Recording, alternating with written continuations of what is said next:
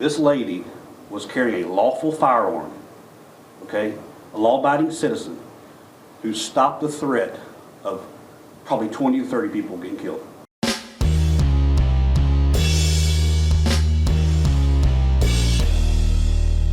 How's everybody doing? My name is Anthony Brian Logan, and today we got to talk about a young lady in Charleston, West Virginia, who stopped a potential mass shooting with her own legally owned firearm. Now, before I get into the details of what's happening here, I just want to say this. This particular case is a prime example of why regular law-abiding citizens need to be armed and trained to use their weapons. We got to have it because let's say you call the police in a situation. How long till they get there? 2 minutes, 5 minutes, 15 minutes, 20 minutes? And in that period of time, what kind of carnage can happen? How many bodies may drop?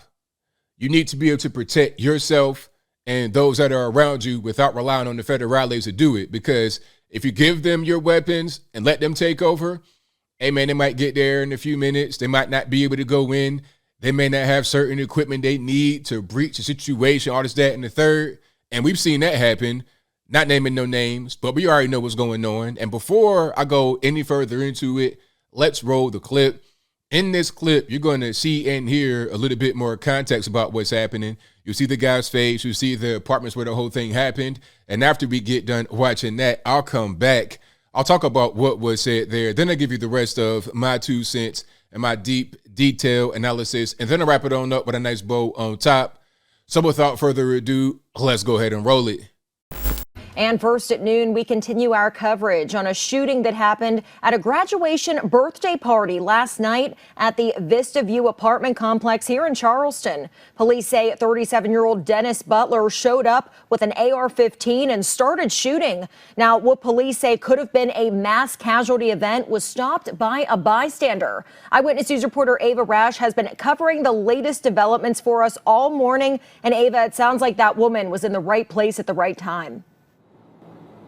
Lauren, you are exactly right. Police say that she was legally carrying a concealed pistol. She shot Butler multiple times, stopping him from shooting dozens of people, including children. Now, whenever I spoke to police this morning, they told me that he was approached early on in the night for speeding throughout that area near the party. Investigators say he then left, came back about 30 minutes later, parked in front of the 1300 complex, got into the back seat of his car where that AR-15 was, and began firing into the crowd. That woman took action, shot and killed Butler. Now, Lieutenant Tony Hazlett says no one was injured and that this woman did the right thing. This lady was carrying a lawful firearm, okay? A law-abiding citizen who stopped the threat of probably 20 to 30 people getting killed. She engaged the threat and stopped it. She didn't run from the threat, she engaged it, preventing a mass casualty here in Charleston.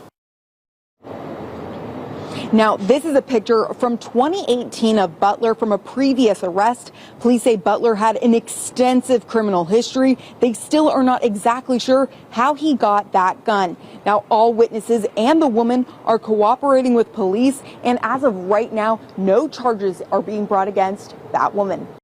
All right, so you saw that, you heard that. Now, first and foremost, round of applause for the young lady for putting that guy in the dirt and stopping the mass shooting from happening.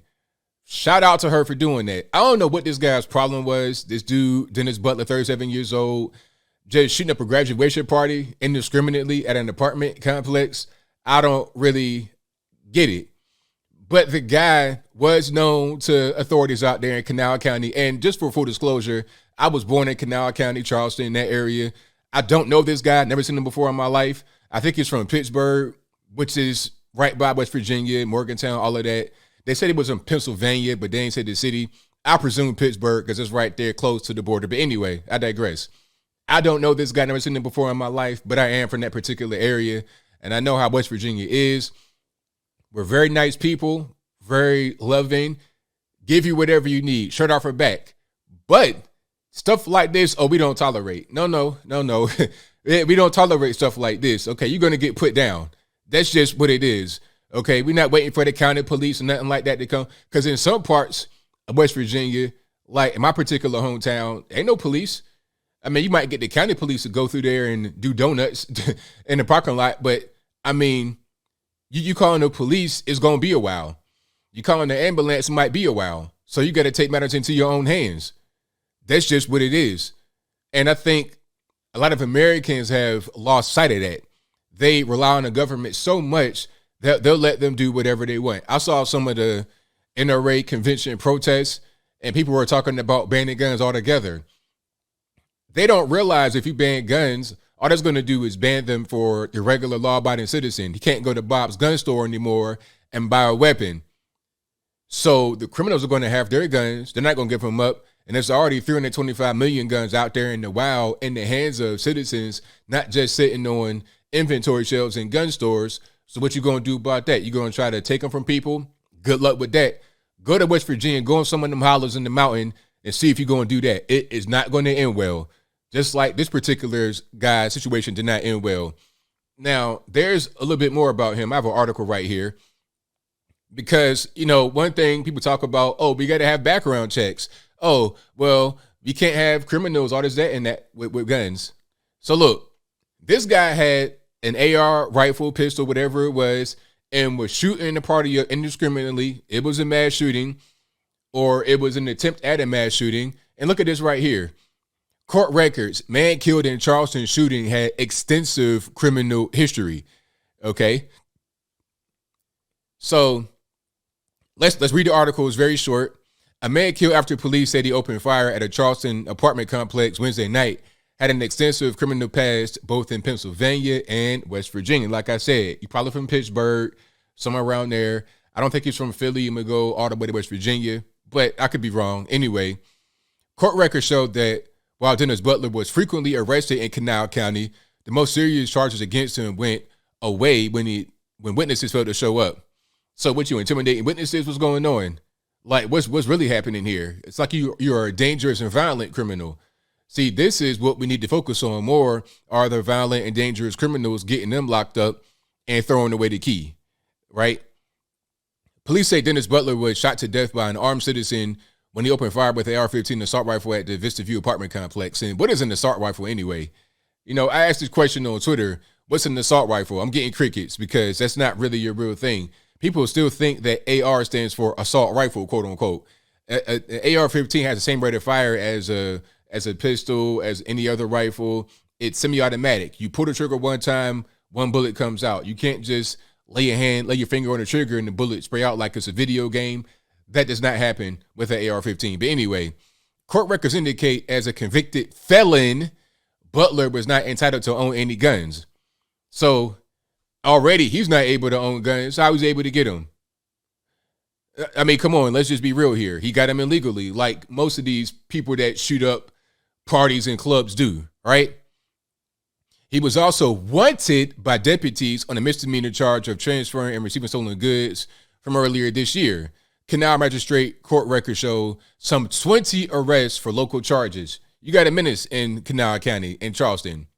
20 arrests. Come on now.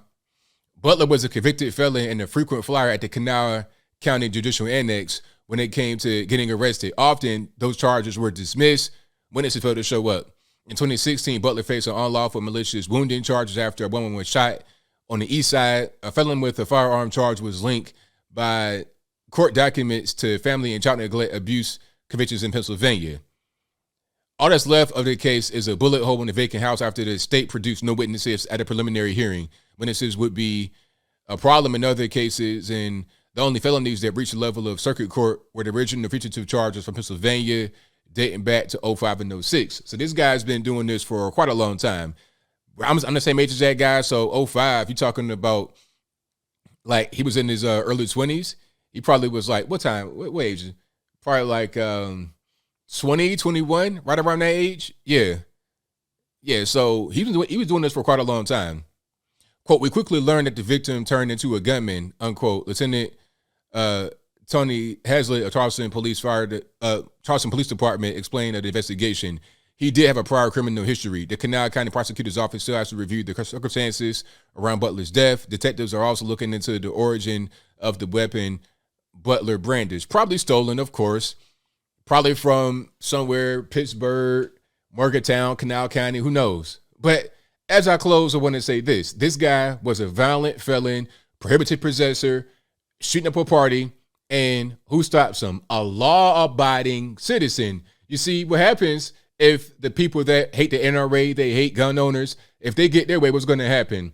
The law-abiding citizen has no weapon, and then this guy, prohibited possessor, a convicted felon, he'll have his gun and he'll shoot the crowd up. Now you've got a bunch of bodies and nobody to defend them. You can call the police, but by the time they get there, it'll probably already be done. It don't take that long to do some kind of deranged, ridiculous criminal act like that. So shout out to the law-abiding gun owners. Shout out to everybody that keeps their guns safe and secure. You go train. You guys are the real MVP. But I think I'll leave that right there for now. And what say you? How you feel about this guy going to this graduation party, Canal County, Charleston, and just shooting it up? And then you have the Good Samaritan, the angel, the law-abiding, lawful citizen coming to save the day. Whatever your thoughts are, please let me know in the comments below. You guys know where I stand. This is a prime example of why we need to have law-abiding citizens maintain their arms. Do not give them up to the federales because they can't really protect you. You could call them when danger is upon you, but what are they going to do when they get there? How long until they get there? What are you going to do in the meantime? Being on that phone won't protect you from bullets flying. So shout out to the young lady for her bravery, for her being there, right place, right time, and doing what needed to be done. You need a Medal of Honor or whatever to get to civilians for this particular act. And I'm being 100% serious. And whatever your thoughts are, please let me know in the comments below. And that's all I got to say for this video. If you like what you heard, please comment, rate, share, and subscribe. Peace.